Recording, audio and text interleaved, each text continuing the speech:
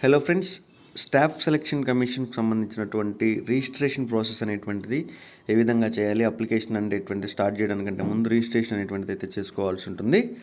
తర్వాత రిజిస్ట్రేషన్ చేసుకున్న తర్వాత అప్లికేషన్ అనేటువంటిది ఏ విధంగా ఫిల్ చేయాలనేటువంటి డీటెయిల్స్ కూడా ఈ వీడియోలో చూద్దాం. మొదటగా మీరు ఈ జాబ్కి ఫస్ట్ టైం అప్లై చేస్తున్నట్లయితే ఇక్కడ మీకు గూగుల్లో కనిపిస్తుంది కదా, ssc.nic.in అనేటువంటి వెబ్ అడ్రస్ అయితే టైప్ చేయండి. ఇది ఎస్ఎస్సి యొక్క అఫీషియల్ వెబ్ అడ్రస్ అనమాట. ఇక్కడ కనిపిస్తే మీకు ఇక్కడ ఫస్ట్లోనే కనిపిస్తుంది ssc.nic.in అని చెప్పేసి స్టాఫ్ సెలక్షన్ కమిషన్ అని చెప్పి. దానిపైన కనుక మీరు క్లిక్ చేసినట్లయితే మీకు అది మెయిన్ వెబ్సైట్లోకి అయితే రీడైరెక్ట్ చేస్తుంది. మెయిన్ వెబ్సైట్లోకి రీడైరెక్ట్ చేసిన తర్వాత ఇక్కడ వచ్చేసరికి ఇక్కడ మీరు చూస్తున్నారు కదా, రైట్ సైడ్ కాలంలో లాగిన్ అని చెప్పేసి యూజర్ రిజిస్ట్రేషన్ నెంబరు, తర్వాత దాని కింద ఎస్ఎస్సి రిజిస్ట్రేషన్ పాస్వర్డ్ అని చెప్పేసి, అంటే ఆల్రెడీ రిజిస్టర్ అయినటువంటి క్యాండిడేట్స్ ఎవరైతే ఉంటారో వాళ్ళు అక్కడ ఎంటర్ చేస్తే వాళ్ళకి నెక్స్ట్ డీటెయిల్స్ అనేటువంటివి వస్తాయి. ఒకవేళ కనుక మీరు పాస్వర్డ్ కనుక మర్చిపోయినట్లయితే ఇక్కడ మీకు ఫర్గాట్ పాస్వర్డ్ అనేటువంటిది ఉంది కదా, దానిపైన కనుక మీరు క్లిక్ చేస్తే ఇక్కడ కొన్ని బేసిక్ డీటెయిల్స్ అయితే అడుగుతుంది అనమాట. ఫర్ ఎగ్జాంపుల్ ఇక్కడ స్టేట్ అడుగుతుంది ఫస్ట్, ఏపీ కానీ తెలంగాణ కానీ లేదా ఇతర స్టేట్స్కి సంబంధించినటువంటి క్యాండిడేట్స్ ఎవరైతే ఉంటారో వాళ్ళ యొక్క స్టేట్ అనేటువంటిది అయితే ఇవ్వాల్సి ఉంటుంది. ఇచ్చిన తర్వాత కింద మీ యొక్క మెయిల్ ఐడి కానీ మొబైల్ నెంబర్ కానీ ఏదైతే అది రిజిస్టర్డ్, అంటే ఎస్ఎస్సితో ఆల్రెడీ మీరు అప్లై చేసినప్పుడు రిజిస్టర్ అయినటువంటి మెయిల్ ఐడి కావచ్చు, మొబైల్ నెంబర్ కావచ్చు, రెండిట్లో ఏదైనా ఒకటి ఉన్నా కూడా సరిపోతుందన్నమాట. అది ఇక్కడికి ప్రొవైడ్ చేసినట్లయితే మీకు దానికి ఒక ఓటీపీ వెళ్తుంది. ఫర్దర్గా దాన్ని బేస్ చేసుకొని మీరు మీ యొక్క కొత్త పాస్వర్డ్ అనేటువంటిది క్రియేట్ చేసుకొని మీ అప్లికేషన్ అనేటువంటిది రెన్యూ చేసుకోవచ్చు అనమాట. ఇది పాస్వర్డ్ మర్చిపోయినటువంటి వాళ్ళ యొక్క ఇన్ఫర్మేషను. తర్వాత కొత్త యూజర్స్ ఎవరైతే ఉంటారో వాళ్ళు ఎలా రిజిస్ట్రేషన్ చేసుకోవాలి, స్టెప్స్ అనేటువంటివి ఏంటి, ఎలా టైప్ చేయాలి అనేటువంటివి చూడండి. ఇక్కడ మీకు న్యూ యూజర్ అని ఉంటుంది కదా, దీనిపైన క్లిక్ చేయాలన్నమాట. న్యూ యూజర్ దగ్గర రిజిస్టర్ నవ్ అనే దగ్గర క్లిక్ చేయండి. రిజిస్టర్ నవ్ అనే దగ్గర కనుక మీరు క్లిక్ చేసినట్లయితే అది డైరెక్ట్గా సపరేట్గా ఇంకో కొత్త విండోకి అయితే తీసుకెళ్తుంది అనమాట. ఎస్ఎస్సి రిజిస్ట్రేషన్ హోమ్ పేజ్ అనేటువంటిది అయితే ఉంటుంది. ఆ హోమ్ పేజ్కి మిమ్మల్ని ఇక్కడ రీడైరెక్ట్ చేస్తుంది అనమాట. ఫస్ట్ స్టెప్ ఏంటి మీరు అప్లికేషన్ ప్రాసెస్లో అంటే, do you have Aadhaar card, మీకు ఆధార్ కార్డ్ ఉందా లేదా అని అయితే అడుగుతుంది. ఇక్కడ ఉంటే ఎస్ అని పెట్టండి, లేదంటే నో అని పెట్టండి అనమాట. ఒకవేళ ఎస్ అని పెట్టినట్లయితే మీ యొక్క ఆధార్ నెంబర్ కూడా ప్రొవైడ్ చేయండి. నెక్స్ట్ ఇక్కడ మీకు టైప్ ఆఫ్ ఐడి అని అడుగుతుంది. మీరు ఏ రకమైనటువంటి ఐడి అనేటువంటిది అక్కడ ప్రొవైడ్ చేస్తున్నారు, ఆధార్ కార్డ్ ప్రొవైడ్ చేస్తున్నారా, అంటే మీ యొక్క ఐడెంటిటీ ప్రూఫ్గా ఓటర్ కార్డు, డ్రైవింగ్ లైసెన్స్ ఏదనేటువంటిది అక్కడ క్లియర్గా అయితే మెన్షన్ చేయండి. తర్వాత ఆ ఐడి యొక్క నెంబర్ 1D అని ఉంది కదా, ఇక్కడ ఐడి నెంబర్ అన్నప్పుడు దాని ఐడి యొక్క నెంబర్ అనేటువంటిది అయితే ఇవ్వాలి. తర్వాత 2A అక్కడ మీ యొక్క నేమ్ అనేటువంటిది 10th క్లాస్ సర్టిఫికేట్లో ఏ విధంగా అయితే ఉందో అదే విధంగా మెన్షన్ చేయాల్సి ఉంటుంది. తర్వాత వెరిఫై నేమ్ దగ్గర పైన టైప్ చేసినటువంటి నేమే మళ్ళీ కింద ఆల్ఫాబెటికల్ ఆర్డర్, అంటే ఒకటి క్యాపిటల్ లెటర్ ఒకటి స్మాల్ లెటర్ లేకుండా పైన ఏ విధంగా అయితే ఉందో మీ 10th క్లాస్ సర్టిఫికేట్లో అదే విధంగా రెండు చోట్ల కూడా మీరు టైప్ చేయాల్సి ఉంటుంది. తర్వాత have you ever changed your name, మీరు ఇంతకుముందు ఎప్పుడైనా సరే మీ పేర్లు ఏమైనా మార్పులు ఏమన్నా చేస్తున్నారా, చేస్తే ఎస్ అని లేదంటే నో అని పెట్టండి అనమాట. తర్వాత ఇక్కడ స్టార్ మార్క్ వేసినటువంటి కాలమ్స్ మొత్తం మ్యాండేటరీ అన్నట్టు, ఇవి కంపల్సరీ ఫిల్ చేయాల్సి ఉంటుంది. ఫాదర్స్ నేమ్, మీ యొక్క father name 10th class based మీద. తర్వాత వెరిఫై ఫాదర్స్ నేమ్ దగ్గర కూడా మళ్ళీ అదే నేమ్ అయితే టైప్ చేయాల్సి ఉంటుంది. తర్వాత 4A కావచ్చు 4B కావచ్చు, రెండు కూడా మీ యొక్క మదర్ నేమ్ అనేటువంటిది రాయాలి, ఇక్కడ టైప్ చేయాల్సి ఉంటుందన్నమాట. తర్వాత మీ డేట్ ఆఫ్ బర్త్ అన్నీ కూడా as per 10th class based మీద అనమాట. తర్వాత matriculation 10th class examination details, మీరు ఏ స్టేట్ బోర్డు నుంచి అయితే ఎగ్జామ్ రాస్తారో ఆ స్టేట్ బోర్డు అనేటువంటి దాని గురించి ఇక్కడ మెన్షన్ చేయాల్సి ఉంటుంది. ఆ స్టేట్ బోర్డు ఏది అనేది మీకు గుర్తు లేకపోతే మీ యొక్క మార్క్స్ మెమో మీద ఉంటుంది అనమాట, సర్టిఫికేట్ మీద, అది ఒకసారి చూసి ఎంటర్ చేయాలి. తర్వాత 10th class roll number. Next year of passing, మీరు ఏ ఇయర్లో 10th క్లాస్ అనేటువంటిది పాస్ అయ్యారు. నెక్స్ట్ జెండర్, మేలు ఫీమేలు ట్రాన్స్జెండర్ 3 జెండర్స్ అయితే ఇచ్చేశారు. తర్వాత వెరిఫై జెండర్ దగ్గర కూడా పైన ఏదైతే పెడతారో కింద కూడా అదే పెట్టాలి. Next level of educational qualification, మీ యొక్క ఎడ్యుకేషనల్ క్వాలిఫికేషన్ ఏంటి. SSC MTS వచ్చేసరికి 10th క్లాస్ మీద పడ్డాయి, కాకపోతే మీ యొక్క హైయెస్ట్ క్వాలిఫికేషన్ ఏంటి, 10th క్లాసా, ఇంటర్మీడియటా, డిప్లొమానా, లేదంటే డిగ్రీ, బీటెక్, పీజీయా, ఇట్లా PhD, ఇట్లా డిఫరెంట్ టైప్స్ ఆఫ్ క్వాలిఫికేషన్స్ ఉంటాయి కాబట్టి ఒక్కొక్కరికి అందులో మీ యొక్క ఎడ్యుకేషనల్ క్వాలిఫికేషన్ ఏది ఉందో అదైతే ఇవ్వాల్సి ఉంటుంది. తర్వాత మొబైల్ నెంబర్, మీరు ఎక్కువగా ఏదైతే యూస్ చేస్తూ ఉంటారో అదే మొబైల్ నెంబర్ ఇవ్వండి. ఇంకా మీకు ఫర్దర్ కమ్యూనికేషన్స్ కోసం కూడా ఇదే మొబైల్ నెంబర్ కావచ్చు, ఈమెయిల్ ఐడి కావచ్చు, ఎప్పుడు కూడా యాక్టివ్లో ఉండేటట్టు అయితే చూసుకోవాల్సి ఉంటుంది. మొబైల్ నెంబరు, ఈమెయిల్ ఐడి రెండు ఇచ్చిన తర్వాత మీ యొక్క స్టేట్ కావచ్చు, యూనియన్ టెరిటరీకి సంబంధించినటువంటిది కావచ్చు, ఏదైనా పర్మనెంట్ అడ్రస్ అనేటువంటిది అయితే ప్రొవైడ్ చేయాల్సి ఉంటుంది. దీని నెక్స్ట్ స్టెప్లో ఇక్కడ సేవ్ కొట్టేసిన తర్వాత మీకు ఫర్దర్గా నెక్స్ట్ స్టెప్ అనేటువంటిది తెలుస్తుంది అనమాట. అక్కడ మీరు నెక్స్ట్ సేవ్ చేసిన తర్వాత సెకండ్ స్టెప్లో ఇలా వస్తుంది. కేటగిరీ వచ్చేసరికి general category, EWS category, OBC category, ST category, SC కేటగిరీలా 5 కేటగిరీస్ అయితే ఇచ్చారు. మీరు ఏ కేటగిరీకి సంబంధించినటువంటి క్యాండిడేట్ అనేటువంటిది అయితే మీకు ఆల్రెడీ తెలిసి ఉంటుంది కాబట్టి దాన్ని టిక్ చేసుకోండి జాగ్రత్తగా. తర్వాత నేషనాలిటీ అంటే ఏ సిటిజన్. నెక్స్ట్ ఐడెంటిఫికేషన్ మార్క్స్, మీ 10th క్లాస్ సర్టిఫికేట్ మీద ఐడెంటిఫికేషన్ మార్క్స్ అనేటువంటి ఏవైతే ఉంటాయో ఆ ఐడెంటిఫికేషన్ మార్క్స్ అనేటువంటివి అయితే మెన్షన్ చేయండి. Next are you person with benchmark disability, మీకు ఏదన్నా డిజబిలిటీ కనుక ఉంటే ఎస్ఎన్ పెట్టండి, లేదంటే నో అని ఇవ్వండి అనమాట. ఒకవేళ ఎస్ఎన్ పెట్టినట్లయితే ఏ టైప్ ఆఫ్ డిజబిలిటీ ఉందనేటువంటిది ఇక్కడ మీరు క్లియర్గా మెన్షన్ చేయాల్సి ఉంటుంది. At the same time disability certificate number కూడా ప్రొవైడ్ చేయాలి. దాని తర్వాత 15A కనుక చూసుకున్నట్లయితే మీ యొక్క పర్మనెంట్ అడ్రస్, స్టేట్, యూటీ అంటే యూనియన్ టెరిటరీ కింద, తర్వాత 15C వచ్చేసరికి డిస్ట్రిక్ట్, పిన్ కోడ్. అయితే మీరు ప్రజెంట్ అడ్రస్సు, కమ్యూనికేషన్ అడ్రస్సు రెండు ఒకటే అంటే మీరు ఆధార్ కార్డులో ఉన్నటువంటి అడ్రస్సు, మీరు ఉంటున్నటువంటి అడ్రస్ ఒకటే అయినట్లయితే 16th దగ్గర ఎస్ఎన్ కనుక టిక్ పెట్టినట్లయితే పైన మీరు అడ్రస్ ఏదైతే ఫిల్ చేస్తున్నారో కింద కూడా ఆటోమేటిక్గా అదే ఫిల్ అయిపోతుంది.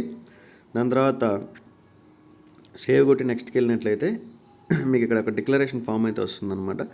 అంటే ఇక్కడ పైన ఇచ్చినటువంటి డీటెయిల్స్ మొత్తం కరెక్టే అని చెప్పేసి అది కనుక మీరు అగ్రీ అయినట్లయితే ఆ కింద ఈ చిన్న బాక్స్లో ఆ అగ్రీ అనేటువంటి బాక్స్లో టిక్ చేసి తర్వాత ఫైనల్ సబ్మిట్ అనేటువంటిది మీరు క్లియర్ చేయాల్సి ఉంటుంది. ఇక్కడ నుంచి మీకు రిజిస్ట్రేషన్ ప్రాసెస్ అనేటువంటిది అయితే కంప్లీట్ అయిపోతుంది అనమాట.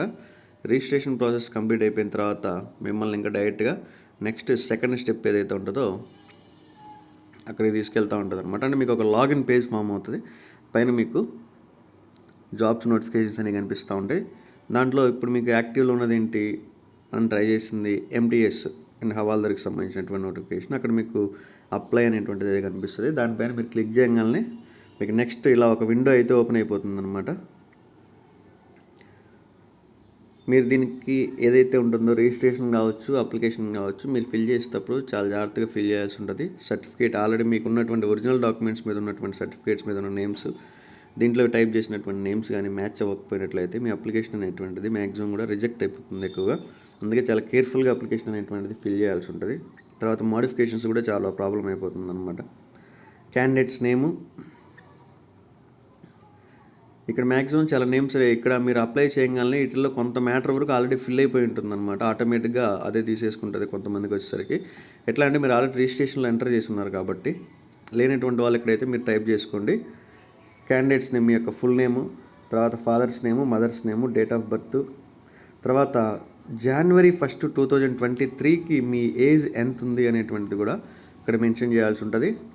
తర్వాత మీ యొక్క జెండరు,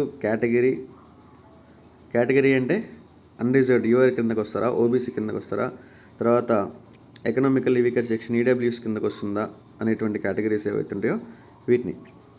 తర్వాత డిజేబిలిటీ కనుక ఉందని అక్కడ ఇచ్చినట్లుంటే డిజేబిలిటీ యొక్క స్టేటస్ అనేటువంటిది మీరు తెలియజేయాలన్నమాట. తర్వాత నేషనాలిటీ సిటిజన్ ఆఫ్ ఇండియా. తర్వాత మార్క్స్ ఆఫ్ విజిబుల్ ఐడెంటిఫికేషన్ అంటే మోల్స్ ఏవైతే ఉంటాయో పుట్టుమచ్చలు, వాటి గురించి అయితే రాయాల్సి ఉంటుంది, అక్కడ చెప్పాల్సి ఉంటుంది. తర్వాత 10th class examination board, matriculation roll number అంటే 10th class roll number, 10th class మీరు ఏ ఇయర్లో పాస్ అయ్యారు. తర్వాత 15th దగ్గర నుంచి కొంచెం కేర్ఫుల్గా అయితే అప్లై చేసుకోవడానికి ట్రై చేయండి. ఇక్కడ 3 సెంటర్ మీరు ఎక్కడైతే ఎగ్జామినేషన్ రాయాలనుకుంటున్నారో అక్కడ 3 సెంటర్స్ ప్రిఫరెన్స్ అయితే అడుగుతుంది అనమాట. ఇక్కడ మ్యాక్సిమం మీకు సెంటర్ 1 ఏదైతే ఇస్తున్నారో ఆప్షన్లో అక్కడే ఎక్కువ ఎగ్జామినేషన్ అనేటువంటి మీకు సెంటర్గా ఇవ్వడానికి అవకాశం ఉంటుంది అనమాట. ఫస్ట్ ప్రిఫరెన్స్ మీరు ఏదైతే ఇస్తారో మ్యాక్సిమం అక్కడే వస్తాయి చాలా వరకు సెంటర్స్. ఒకవేళ అక్కడ ఆల్రెడీ మీరు అప్లై చేసుకునే టైంకి కావచ్చు, అక్కడ సిస్టమ్స్ అలర్ట్ చేసేటప్పటికి అక్కడ ఆల్రెడీ ఫిల్ అయిపోయి ఉంటేనే మీకు సెకండ్ సెంటర్లో వస్తాయి అనమాట. మ్యాక్సిమం మీరు ఎక్కడైతే ఎగ్జామ్ రాయాలనుకుంటున్నారో అదే ఫస్ట్ సెంటర్గా ఇచ్చుకుంటే కొంచెం బెటర్ ఆప్షన్ అని అయితే నా ఒపీనియన్. 3 సెంటర్లు అడుగుతారు, 3 సెంటర్లు అయితే మీరు సెలెక్ట్ చేసుకోవచ్చు. తర్వాత medium for computer based examination. ఇక్కడ మీరు ఏ మీడియంలో ఎగ్జామ్ రాయాలనుకుంటున్నారు? తెలుగు మీడియంలో రాయాలనుకుంటున్నారా, ఇంగ్లీష్ మీడియంలో రాయాలనుకుంటున్నారా? తర్వాత దాని కింద మళ్ళీ మీరు సేమ్ అయితే ఎంటర్ చేయాల్సి ఉంటుంది అనమాట.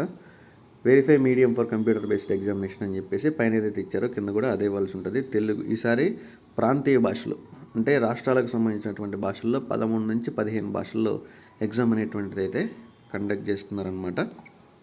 ఇంతకుముందు హిందీ మరియు ఇంగ్లీష్లో మాత్రమే ఈ యొక్క ఎగ్జామినేషన్ అనేటువంటిది కండక్ట్ చేసేటువంటి వాళ్ళు. నెక్స్ట్ 17 కనుక చూసుకున్నట్లయితే మీరు ఎక్స్ సర్వీస్ మెన్ కానీ లేదా ఆర్మ్డ్ ఫోర్సెస్లో కానీ ఇంతమంది ఏదైనా జాబ్ చేసినట్లయితే ఎస్ఎన్ ఇవ్వండి. తర్వాత మీరు ఎస్ఎన్ ఇచ్చినట్లయితే మీరు కింద కాలమ్స్ అయితే ఫిల్ చేయాల్సి ఉంటుంది అనమాట. 17.234. తర్వాత 17.5 కనుక చూసుకున్నట్లయితే మీరు ఆల్రెడీ సెంట్రల్ గవర్నమెంట్కి సంబంధించినటువంటి సివిల్ పోస్టులు ఏదైనా జాయిన్ అయితే ఎస్ఎన్ ఇవ్వండి, లేదంటే నో అనేటువంటిది తెచ్చుకోవచ్చు. నెక్స్ట్ 18 కనుక చూసుకున్నట్లయితే డిజేబిలిటీకి సంబంధించినటువంటిది. Next 18.2 physical limitation to write as, అంటే మీకు ఫిజికల్ లిమిటేషన్కి సంబంధించినటువంటి ఏమైనా ఉన్నాయా? ఎస్ అయితే ఎస్, నో అయితే నో. తర్వాత మీకు స్క్రైబ్ ఏమైనా అవసరం అవుతారా? స్క్రైబ్ ఏమైనా అవసరమైతే ఎస్, లేదంటే నో. తర్వాత 18.4, 18.5 కూడా దానికి సంబంధించినటువంటివే. స్క్రైబ్కి ఏమైనా మీకు అవసరమైతే మీరు ఓన్గా అరేంజ్ చేసుకుంటారా, లేదంటే ఎస్ఎస్సి నుంచి ఏమన్నా మీకు అరేంజ్ చేయాలా అనేటువంటిది. నెక్స్ట్ ఇక్కడ 19.1 నుంచి చూడండి, ఇక్కడ మీకు ఏజ్ లిమిట్ అయితే ఇచ్చారు కదా, 18 ఇయర్స్ నుంచి 25 ఇయర్స్ వరకు అని చెప్పేసి. తర్వాత ఏజ్ రిలాక్సేషన్ కొంతమంది దానికంటే పైన ఉండేటువంటి వాళ్ళు ఏజ్ రిలాక్సేషన్ కోటా కింద అప్లై చేసుకుంటుంటారు. వాళ్ళని అయితే అక్కడ క్లియర్గా అడుగుతుందన్నమాట, వెదర్ సీకింగ్ ఏజ్ రిలాక్సేషన్ అని చెప్పేసి. ఎస్ అయితే ఎస్, నో అయితే no. If yes, age relaxation code అనేటువంటిది అయితే మెన్షన్ చేయాల్సి ఉంటుంది. తర్వాత ఇక్కడ మీకు స్టేట్స్, యూనియన్ టెరిటరీస్, సిసిఎస్ కావచ్చు, ఇక్కడ స్టేట్ కోడ్స్ అలాగే స్టేట్స్ అనేటువంటి ఇక్కడ క్లియర్గా ఇచ్చారు, అదైతే ఒకసారి చూసుకోండి మీరు. అంటే మీ యొక్క ప్రిఫరెన్స్ అనమాట, మీరు ఎక్కడ అయితే జాబ్ చేయాలనుకుంటున్నారు అనేటువంటి ప్రిఫరెన్స్ కూడా ఇక్కడ మీరైతే ఇచ్చుకోవచ్చు డైరెక్ట్గా ఎక్కడెక్కడ అనేటువంటిది. నెక్స్ట్ అయిపోయిన తర్వాత మీ యొక్క 21st దగ్గర మీ యొక్క హైయెస్ట్ ఎడ్యుకేషనల్ క్వాలిఫికేషన్, అంటే మీరు ఇప్పుడు దీన్ని 10th క్లాస్ మీద అప్లై చేస్తున్నారు, కాకపోతే మీ యొక్క క్వాలిఫికేషన్ ఏంటి, హైయెస్ట్ క్వాలిఫికేషన్ ఏంటి అనేది కూడా ఇక్కడ రాయాలి. తర్వాత details of qualifying educational qualification, అంటే దీని 10th క్లాస్ సంబంధించినటువంటి డీటెయిల్స్ అయితే ఇవ్వాల్సి ఉంటుంది. ఇది ఆల్రెడీ ఇందాక మీరు ఇచ్చినటువంటిది రిజిస్ట్రేషన్ టైంలో. స్టేటస్, పాసింగ్ ఇయర్, అంటే స్టేటస్ అంటే పాస్ అయ్యారా, ఎగ్జామ్ రాస్తున్నారా, ఇట్లాంటి డీటెయిల్స్ అనమాట. ఏ ఇయర్లో పాస్ అయ్యారు, తర్వాత ఎడ్యుకేషన్ బోర్డు ఏ బోర్డు కింద మరి రాశారు, తర్వాత రోల్ నెంబరు, పర్సంటేజ్ అయితే పర్సంటేజ్, సిజిపిఏ అయితే సిజిపిఏ అనమాట. తర్వాత 23 ఒకసారి జాగ్రత్తగా చూడండి.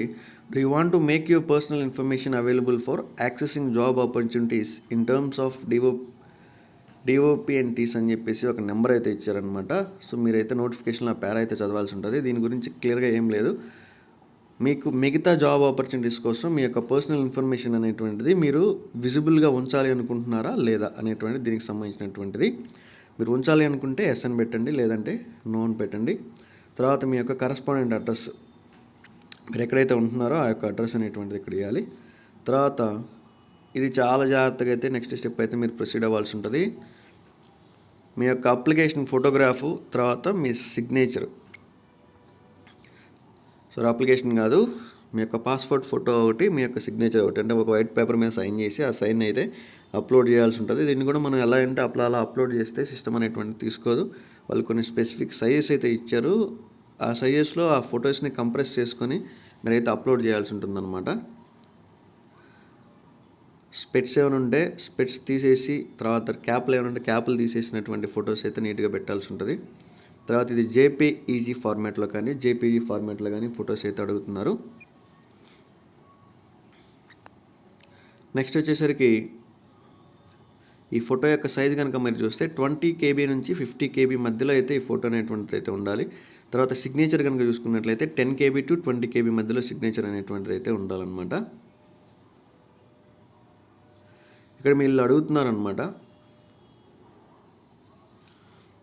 18th October 2022 రోజున కానీ దాని తర్వాత కానీ తీసుకున్నటువంటి ఫోటోని మాత్రమే అప్లోడ్ చేయండి అని చెప్పేసి తర్వాత ఇక్కడ 27th దగ్గర క్లియర్గా అడుగుతున్నారు, మీరు అప్లోడ్ చేసుకున్నటువంటి ఫోటో 18th October 2022 కానీ దాని తర్వాత కానీ తీసుకుందా కాదా అని చెప్పేసి వాళ్ళు అడిగినటువంటి టర్మ్స్ ప్రకారమే అప్లై చేస్తే అప్లికేషన్ అనేటువంటిది యాక్సెప్ట్ అయ్యేటువంటి పాసిబిలిటీస్ ఉంటాయి.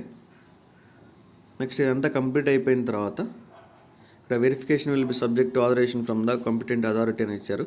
అంటే ఆల్రెడీ మీరు ఇక్కడ పైన ఇచ్చినటువంటి డీటెయిల్స్ మొత్తం కనుక ట్రూ డీటెయిల్స్ అయితే మీరు ఇక్కడ ఐ అగ్రీ అనేటువంటి బాక్స్ ఏదైతే ఉంటుందో దానిపైన క్లిక్ చేసి కింద మీకు ఒక క్యాప్చా అయితే ఇచ్చారు కదా, సో ఇదే క్యాప్చా రాదు, ఒక్కొక్కరికి ఒక క్యాప్చా వస్తుంది. ఆ క్యాప్చా ఇక్కడ ఎంటర్ టెక్స్ట్ అనేటువంటి బాక్స్లో క్లిక్ చేసేసి ఇక్కడ ప్రివ్యూ అనేటువంటి టైప్ చేసినట్లయితే ఇక్కడ మీకు చూడండి డైరెక్ట్గా మీకు సబ్మిట్ ఆప్షన్ అయితే రాదు ఒకేసారి.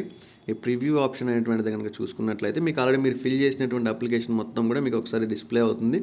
అవన్నీ చెక్ చేసుకున్న తర్వాత అయితే కింద మీకు సేవ్ అనేటువంటి ఆప్షన్, నెక్స్ట్ అనేటువంటి ఆప్షన్ అయితే కనిపిస్తుంది. అది క్లిక్ చేసినట్లయితే మీ అప్లికేషన్ అనేటువంటిది నెక్స్ట్ స్టెప్కి వెళ్తుందన్నమాట. మీరు ఏదైనా ఫీజు పే చేయాల్సినటువంటి కేటగిరీకి సంబంధించినటువంటి అభ్యర్థులు అయితే ఫీజు అనేటువంటిది తీసుకుంటుంది, లేదంటే అప్లికేషన్ అనేటువంటిది ఫిల్ అయిపోతుంది. సో మీ యొక్క ఫోటోగ్రాఫ్స్ అనేటువంటివి ఈ విధంగా ఫస్ట్ ఏదైతే ఇచ్చారో యాక్సెప్టబుల్ ఫోటోగ్రాఫ్ అనేటువంటిది ఈ విధంగా ఉండాలన్నమాట. కింద ఇచ్చినటువంటి కనుక ఈ విధంగా ఉన్నట్లయితే మీ యొక్క అప్లికేషన్ అనేటువంటి రిజెక్ట్ అయిపోతాయి అన్నమాట. అంటే ఎక్కువ కలర్ ఉన్నా, బ్లర్గా ఉన్నా, క్యాప్స్ ఏమైనా ఉన్నా, డార్క్గా అట్లా సైజులు సరిగా లేకపోయినా ఇట్లా ఉంటే అప్లికేషన్ అనేటువంటిది రిజెక్ట్ అవుతుందని చెప్తున్నారు. సో ఇది ఫ్రెండ్స్ దీనికి సంబంధించినటువంటి అప్లికేషన్ ప్రాసెస్. దీంట్లో మీకు ఏమైనా డౌట్స్ వచ్చినట్లయితే కామెంట్స్లో అయితే మెన్షన్ చేయడానికి ట్రై చేయండి. As soon as possible response అయితే ఇవ్వడానికి ట్రై చేస్తాను. Thank you for watching.